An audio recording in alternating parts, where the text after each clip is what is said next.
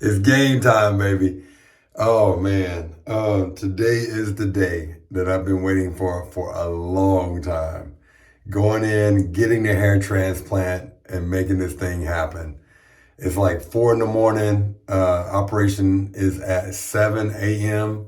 So thank God it's just right down the street. Well, an hour away, but that's a lot better than flying to Turkey to get this done. And I just wanted to kind of get a overview of what it's looking like pre-op. So as you can see, you have this, well, definitely thinning, not even a diffuse thinning. This is thinning real bad. But yeah, my hair was just like, peace out, I'm out of here. But we're gonna bring that bad boy back. So just kind of looking at this side here. Again, thick back through here, but light up here. I don't know, maybe a Norwood 5 to 6. And then just kind of getting the area in the back, checking out this area here, my crown, getting that before look. So you can see what the progress and the transformation will be looking like. Man, I'm just so pumped, man. I've done so many big things in my life, man.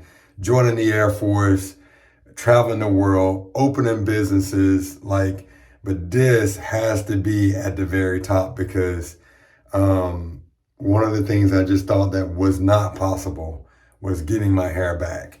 Losing my hair, I would say around 30, I'm 43 now. So losing my hair around, I would say 28, 29, that's when I really started to see like my edge sort of, receding. And I'm like, dang.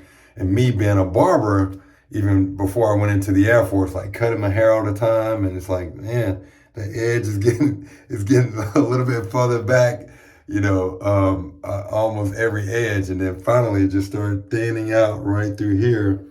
And man, you figure what, 10, 12 years ago, like getting a hair transplant wasn't even on the radar.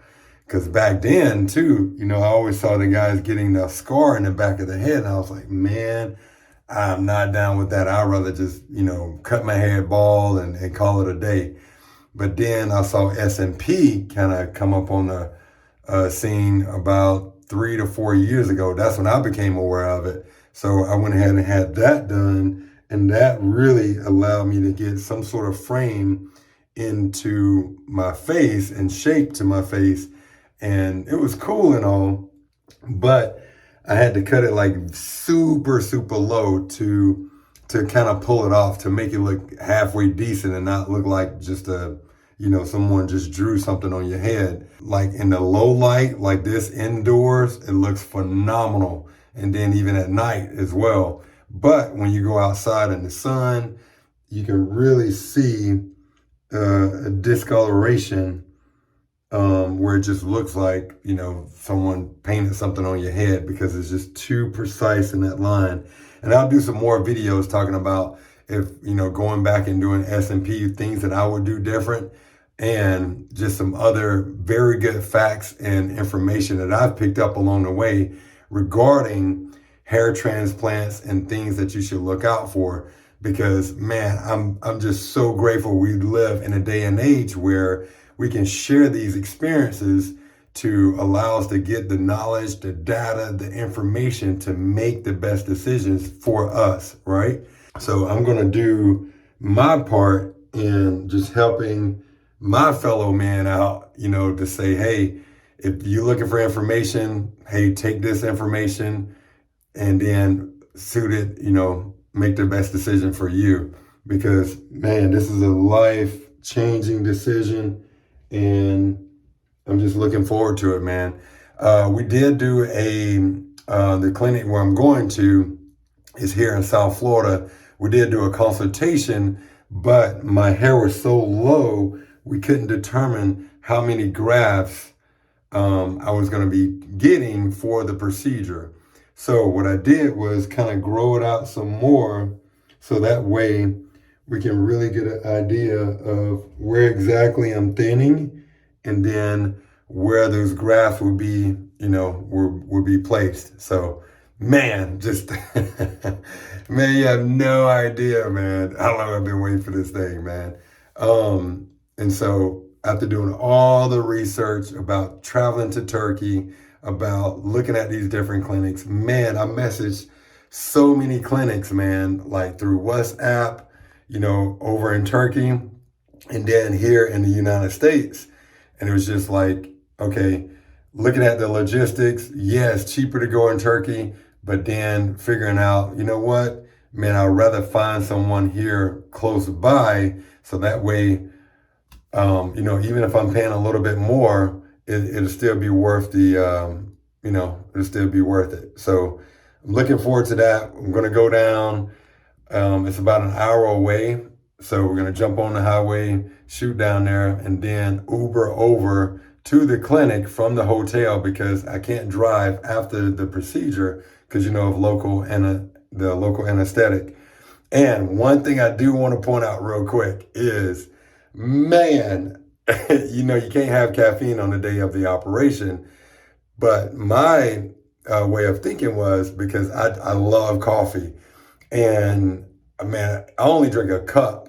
And so what I did was on Saturday, because that's when I really found out the information, which was a couple of days ago, about you can't have caffeine the day of. I'm like, man, I don't want to just drop caffeine that day and then experience headaches and withdrawals because you're going to be putting your body through all of that trauma anyway with getting the hair transplant on your scalp. So what I did was I just went ahead and cut it out on Saturday.